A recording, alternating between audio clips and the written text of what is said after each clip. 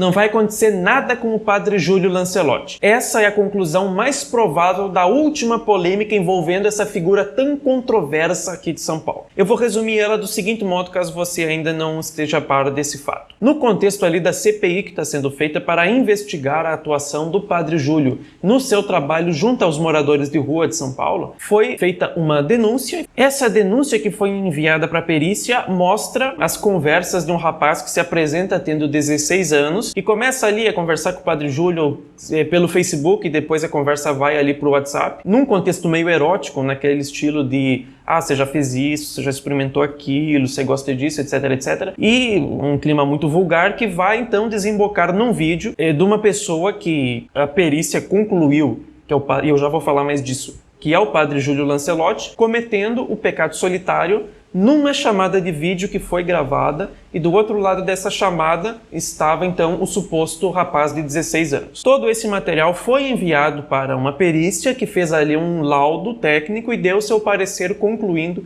pela autenticidade do material apresentado, tanto das conversas quanto desse vídeo onde o padre Júlio estaria então cometendo o pecado solitário. Tão logo isso saiu na revista Oeste, os portais de esquerda que já enxergam no padre Júlio Lancelotti um santo, os mesmos portais que falam tanto contra a Igreja Católica, que elogiam ali religiões de matriz africana como uma forma de resistência contra a opressão cristã no Brasil, portais que dizem que Jesus era travesti, etc, etc.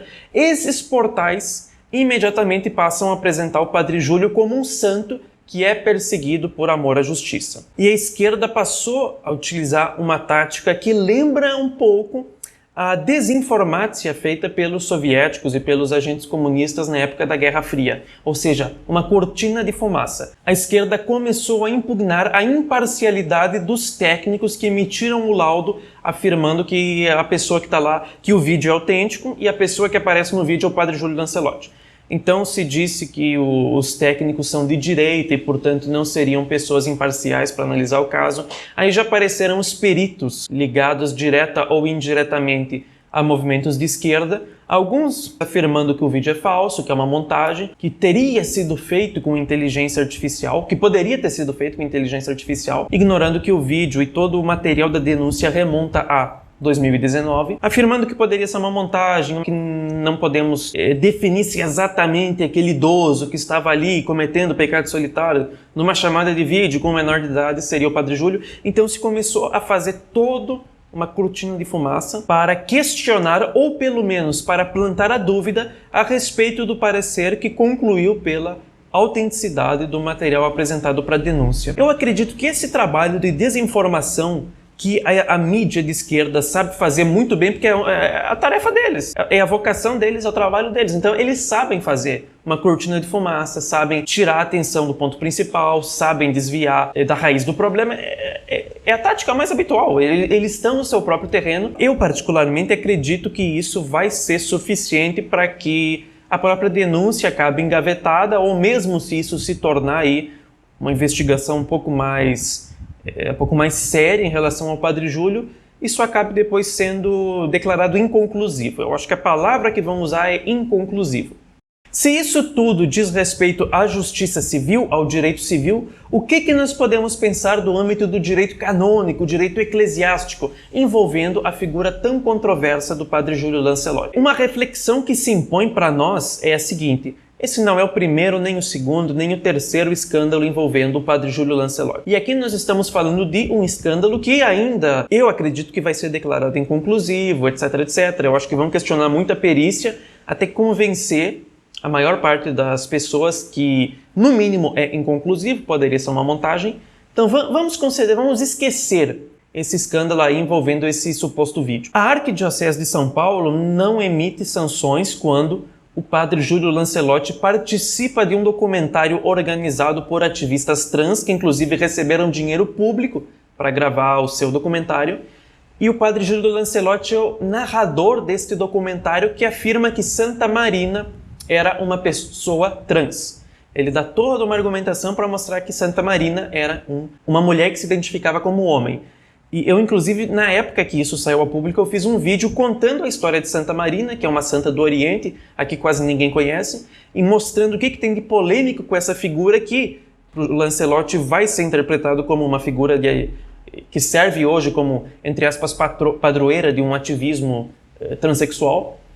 A Arquidiocese de São Paulo nunca falou nada quando o padre Júlio Lancelot fez uma via sacra e no final ali beijou os pés de um travesti, abraçou, pediu perdão, como se o papel da igreja não fosse converter as pessoas que de uma maneira ou de outra estão ali mais afastadas da lei de Deus e dos mandamentos, mas pelo contrário a igreja deveria pedir perdão por ter um suposto passado discriminatório. A Arquidiocese de São Paulo também nunca criticou o fato do padre Júlio Lancelot dentro de uma missa, portanto, não dá para dizer que ele fez isso enquanto pessoa privada, não. No contexto de uma missa, como pessoa pública e como eclesiástico, elogiou numa homilia um livro de militância LGBT, recomendou aquele livro para os seus paroquianos. Então, se as amizades do padre Júlio Lancelot com tantas pessoas proeminentes do ambiente de extrema esquerda do nosso país, com pessoas que têm ideologias que são anticristãs, que são contrárias à vida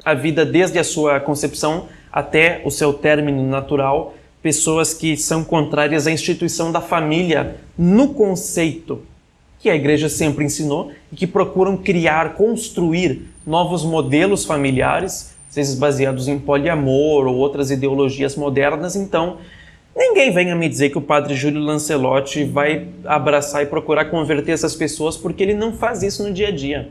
Ele não procura a conversão de ninguém.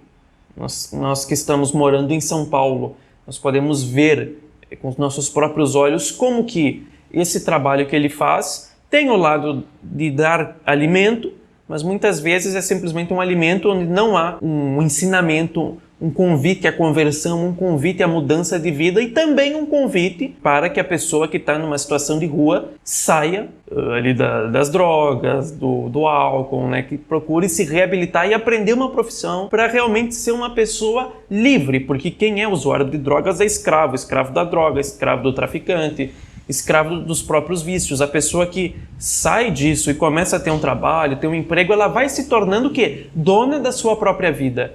Então, se fala tanto hoje, né, em dignidade da pessoa humana, que tem uma expressão pessoa humana, mas se fala tanto em dignidade, pois bem, ajudar uma pessoa que está numa situação de droga a sair desse contexto é um auxílio enorme que se faz pela dignidade humana considerada enquanto o homem, enquanto imagem e semelhança de Deus. Vai ganhar os alimentos, vai ganhar cobertor, mas vai passar um período, vamos dizer, ali numa clínica, num ambiente mais recolhido, para romper com o vício das drogas. Pode ser que uma vez ou outra você vai dar dinheiro, vai ajudar uma pessoa que está numa situação de vício, convidando ela a se converter. Mas se você percebe que não vai ter a médio prazo nenhum passo nessa direção, a gente vai estar o quê? Sustentando uma pessoa que alimenta toda uma máquina de tráfico e que ela é a principal vítima do vício que ela tem. Então é preciso ter um trabalho sim de ajuda, mas não é uma ajuda meramente humanitária, não é uma filantropia humanitária. É uma ajuda que deve ser movida pela fé para que aquela pessoa vá saindo de um ambiente de drogadição e vá também se convertendo. É claro que vai ter um papel muito preponderante aí a caridade material. Mas ela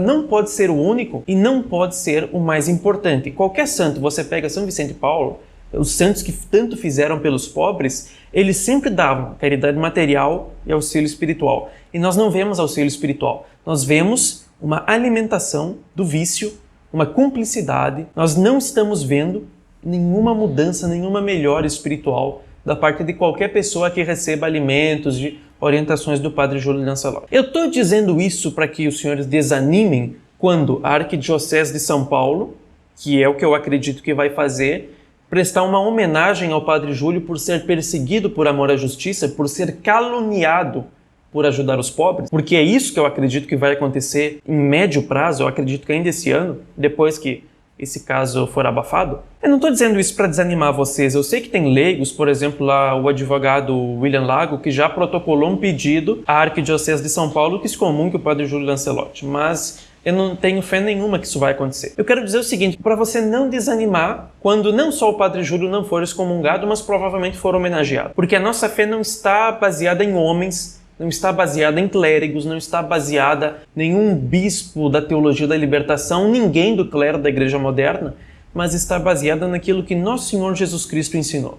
Se nosso Senhor Jesus Cristo prometeu que as portas do inferno não iam prevalecer sobre a sua igreja, e se nós podemos pegar testemunhos históricos e apologéticos para mostrar que desde o primeiro século, desde a era apostólica, a Igreja de Cristo nasceu enquanto Igreja Católica, nós sabemos que a Igreja Católica vai permanecer até o fim dos tempos, que ela é uma igreja santa, embora tenha entre os seus membros e entre os seus clérigos pessoas pecadoras, pessoas escandalosas, pessoas que estão promovendo mal para as almas e que precisam ser denunciadas. Mas num período de crise, como é o período de crise no qual nós nos encontramos hoje, é evidente que nós devemos renovar o nosso ato de fé na santidade da igreja, na origem divina da igreja, na imortalidade da igreja, lembrando que por mais duros que sejam esses tempos e por mais escândalos que aconteçam, as portas do inferno jamais prevalecerão contra a única esposa de nosso Senhor Jesus Cristo. Que Deus abençoe e salve Maria Imaculada.